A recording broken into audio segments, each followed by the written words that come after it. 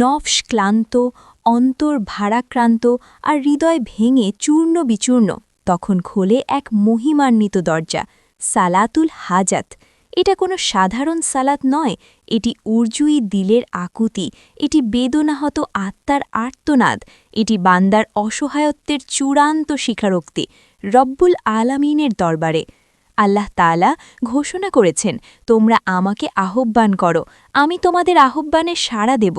এটি কোনো কল্পনা নয়, কোনো অলীক প্রতিশ্রুতি নয়, এটি আল্লাহর কালাম, যা লোহে মাহফুজে লিপিবদ্ধ, যার বাস্তবায়নে নেই কোনো ব্যতায়।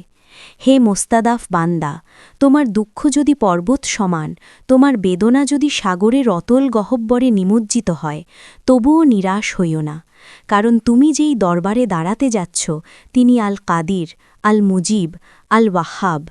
সালাতুল হাজত হল 2 রাকাত সালাতের আড়ালে লুকানো এক গোপন ইস্তেগাসা, এক গভীর ইলতিজা, এক নির্জন মোনাজাত, যেখানে বান্দা আর তার রব ছাড়া কেউ নেই।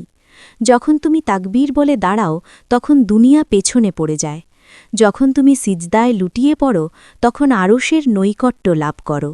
তুমি বলো, ইয়া রব্বি, হাজাতি হাজাতি লাই ইয়াকদিহা ইল্লা আন্তা। হে আমার রব, আমার প্রয়োজন তো আপনি ছাড়া কেউ পূরণ করতে পারবে না। হয়তো তুমি দীর্ঘকাল ধরে অপেক্ষমান, হয়তো দোয়ার পর দোয়া, তবু নীরবতা। কিন্তু জেনে রাখো, এই নীরবতা কোনো প্রত্যাখ্যান নয়, এটি এক ইলাহি হিকমা, এক গভীর রহস্য, যেখানে স্বয়ং আল্লাহ তাআলা তোমার জন্য উত্তম কিছু সঞ্চিত রাখছেন। রাসূলে করিম সাল্লাল্লাহু আলাইহি ওয়াসাল্লামের শিক্ষা, যখন কোনো প্রয়োজন দেখা দেয়, বান্দা যেন অজু করে 2 রাকাত সালাত আদায় করে, তারপর আল্লাহর প্রশংসা ও দুরুদ পাঠের মাধ্যমে নিজের প্রয়োজন পেশ করে। এটি কোনো জাদু নয়, এটি কোনো শর্টকাটও নয়, এটি হলো তাওয়াক্কুল, ইখলাস এবং ইয়াকিনের সর্বোচ্চ পরীক্ষা।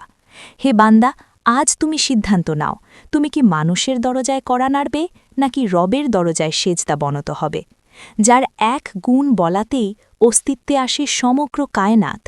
উঠে দাঁড়াও, অজু করো, রাতের আধারে হারিয়ে যাও তোমার রবের দরবারে, কারণ সালাতুল হাজাত হল সেই ইবাদাত যেখানে অসম্ভব শব্দটি বিলীন হয়ে যায়, আর শুধু থেকে যায় ইন্নামা আমরুহু ইদা আরাদা শাইয়ান আইয়াকুল লাহু কুন ফায়াকুন। আল্লাহ বলেন কুন, আর সঙ্গে সঙ্গে অসম্ভব সম্ভব হয়ে যায়।